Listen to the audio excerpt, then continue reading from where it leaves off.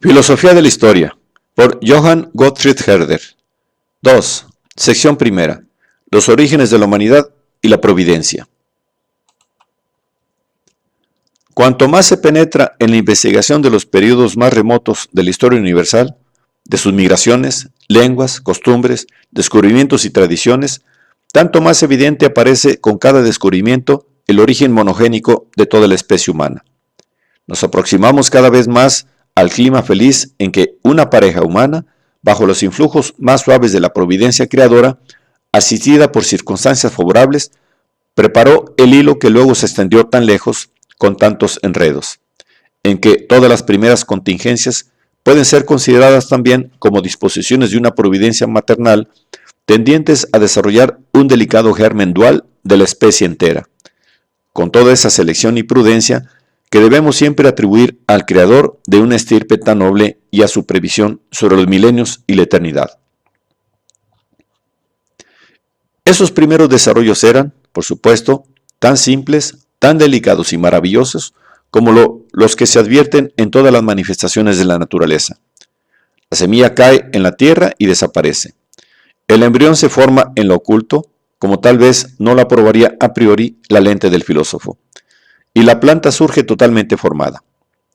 La historia del más temprano desarrollo del género humano, tal como lo describe el libro más antiguo, podrá parecer breve y tan apócrifa que vacilamos en traerla ante el espíritu filosófico de nuestro siglo, que no odia nada tanto como lo maravilloso y lo hermético.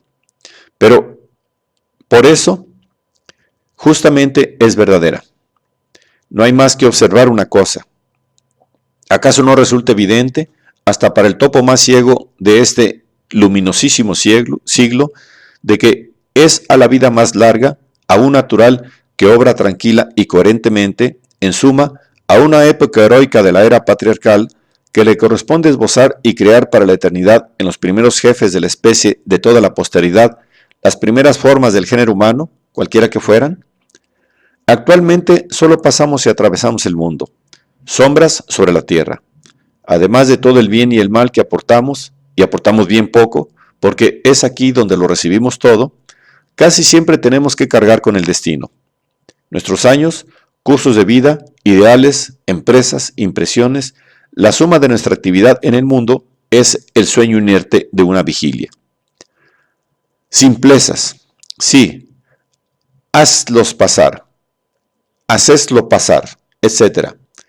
Así como en la gran reserva de fuerzas y aptitudes que hayamos desarrollada en nosotros, así como en la circulación más rápida de nuestros humores y arrebatos, edades y plan de ideas, donde lo uno corre como burbuja tras lo otro, para perseguir y destruirse, así como el desacuerdo tan frecuente entre la fuerza y la reflexión, los medios y la inteligencia, la disposición y el coraje que siempre caracterizan a los siglos de decadencia, así como en todo eso parece haber una intención y una prudencia equilibradora que modera y asegura una gran masa de fuerzas simples, reduciendo la duración y la actividad del juego vital, ¿no le correspondería también exclusivamente a esa primitiva vida de vegetal y de patriarca, serena y eterna, arraigar y fundar las primeras tendencias, costumbres e instituciones de la humanidad? ¿Cuáles eran esas tendencias? ¿Qué debían ser? Las más naturales, las más fuertes, las más simples. El fundamento eterno para todos los siglos de educación de la humanidad. Sabiduría en lugar de ciencia. Temor a Dios en lugar de sabiduría. Amor paternal, conyugal, filial en lugar de cortesía y disolución. Orden en la vida. Autoridad y protección divina en el hogar. Prototipo de todo orden e institución social. En todo esto, el disfrute más simple y a la vez más profundo de la condición humana. ¿Cómo se podía, no digo formar, sino solo esbozar, desenvolver todo esto, sino por medio de ese poder sereno y eterno del modelo y de una serie de modelos que ejercen influencia en torno suyo? De acuerdo a nuestra escala vital, todo intento se hubiera perdido 100 veces. Hubiera surgido como una ilusión y desaparecido como tal. Pues, ¿qué irresponsable lo habría adoptado? ¿Quién, futuro irresponsable, obligaría a adoptarlo?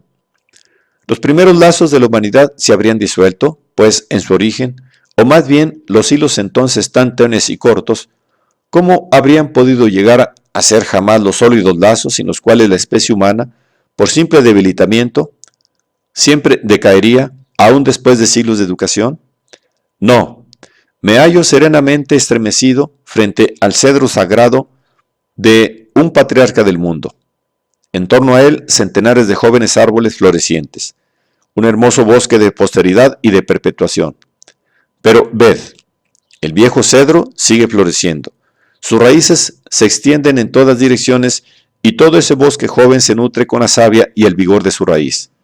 Cualquiera que fuera el origen de los conocimientos, las inclinaciones y costumbres del patriarca, cualquiera que estos fueran, y por escasos que fueran, en torno a él ya se ha formado y afianzado un mundo y una posteridad adaptada a esas inclinaciones y a esas costumbres por la sola contemplación serena, vigorosa y eterna de su ejemplo divino.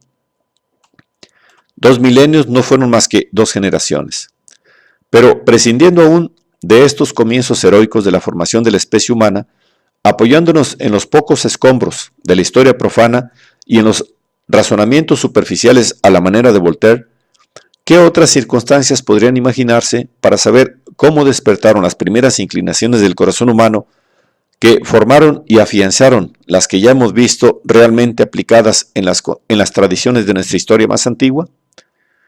La vida pastoril en el clima más hermoso del mundo, en que la generosa naturaleza acude al servicio o al auxilio de las necesidades más simples.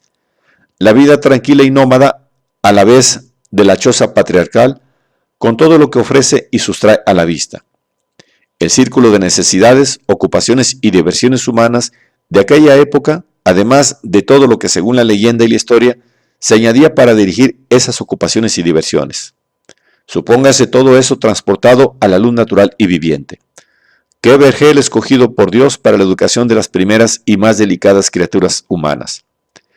Ved a este hombre henchido de vigor y de sentimiento divino, pero que siente con la misma intimidad y serenidad con que obra la savia en el árbol, y, como el instinto, que distribuido de 1000 maneras entre criaturas, actúa en cada una de ellas con toda la fuerza con que puede obrar el impulso natural, sereno y normal, concentrado en él. Todo el mundo que lo rodea, con la bendición de Dios, constituye una familia grande y valiente del Padre Universal. Ese mundo es su espectáculo diario. Está ligado a él por necesidad y placer, tendiendo hacia él con esfuerzo, con cautela y suave protección. ¡Qué forma intelectual! ¡Qué corazón había de formarse bajo ese cielo! ¡Qué fuerza vital en ese elemento! Grande y serena como la naturaleza, como ella calma y segura en todo su curso, gozando del modo más completo posible de una vida larga, del placer de la propia existencia con los días distribuidos en veladas y descansos, aprendiendo y conservando los conocimientos. Ved, todo eso la era el patriarca mismo. Ved, todo eso lo era el patriarca mismo. Pero, ¿cómo? ¿El mismo? La bendición de Dios para toda la naturaleza era más entrañable en el cuadro de la humanidad, en su evolución sentimental y estructural, en la mujer creada para el hombre, en el Hijo semejante a su imagen, en la estirpe divina que habitará el mundo en torno a él y después de él. Allí la bendición de Dios era su bendición. Suyos eran los que él dominaba, suyos los que él criaba, suyos los hijos y los hijos de sus hijos hasta la tercera y cuarta generación que él mismo conducía con religión y justicia, orden y felicidad. Este era el ideal espontáneo de un mundo patriarcal hacia el cual impelía todo en la naturaleza. Fuera de él, ningún fin en la vida, ningún momento para pensar en el solaz o en la aplicación de las fuerzas. Dios, qué condiciones para la educación de la naturaleza en sus tendencias más sencillas, más necesarias, más agradables. Ser humano, hombre, mujer, padre, madre, hijo, heredero, sacerdote de Dios, regente y padre de familia, tenía que formarse ahí para todos los milenios. Y la comarca patriarcal y la tienda patriarcal seguirá siendo eternamente, fuera de los reinos milenarios y las quimeras de los poetas, la edad de oro de la humanidad en su infancia. Una inducción tras otra nos demostraría que a este mundo de inclinaciones corresponden situaciones que por el engaño de nuestros tiempos muchas veces imaginamos demasiado extrañas y terribles. Inferimos un despotismo de Oriente de las manifestaciones más exageradas y violentas de casi todos los imperios decadentes, que solo se defienden con él en su última angustia moral, y por lo mismo es signo de agonía. Y como según nuestros conceptos, y tal vez sentimientos europeos, no se puede hablar de nada más terrible que el despotismo, para nuestro consuelo lo alejamos y se lo adjudicamos a circunstancias que de seguro no fueron tan terribles como desde nuestro punto de vista se supone. Bien es posible que en la tienda del patriarca solo haya dominado el prestigio, el ejemplo, la autoridad, y que todo esto, o según el lenguaje alambicado de nuestra política, el temor haya sido el resorte de ese sistema de gobierno. Pero, hombre, no te dejes engañar por la palabra de filósofo profesional. Averigua primero de qué prestigio, de qué temor se trata. ¿Acaso no existe en toda la vida humana una edad en que no aprendemos nada por la fría y parca razón, mientras que lo aprendemos todo por inclinación, por educación y autoridad? ¿En que no tenemos oído, ni sentido, ni alma para cavilaciones y razonamientos sobre el bien, la verdad y la belleza, pero en cambio lo tenemos todo para los llamados juicios e impresiones de la educación? Mira, esos llamados prejuicios, captados sin Bárbara Clarent, sin el acompañamiento de ninguna demostración del derecho natural, cuán fuertes, cuán profundos, cuán útiles y eternos, pilares para todo cuanto se construirá más tarde sobre ellos, o más bien verdaderos gérmenes de los que surge todo lo ulterior y lo más débil, cualquiera sea el nombre glorioso que se le dé, pues cada uno razona según sus propios sentimientos. Es decir, los rasgos más fuertes, eternos, casi divinos, que beatifican o destruyen toda nuestra vida y que cuando nos abandona todo. Y mira, todo lo que cada hombre necesita inevitablemente en su infancia, de seguro no lo necesita menos toda la especie humana en su infancia. Lo que llamáis despotismo en su germen más delicado, y que en realidad no fue sino autoridad paternal para dominar la casa y la choza, mira cómo cumplía funciones a las que ahora tendrás que renunciar con toda tu fría filosofía del siglo. Cómo fijaba, aunque sin demostrarlo, lo bueno y lo justo, o que parecía tal, en formas eternas, con un halo de divinidad y amor paternal, con una dulce apariencia de hábito temprano, y volcaba misteriosamente toda la vitalidad de las ideas infantiles de su mundo.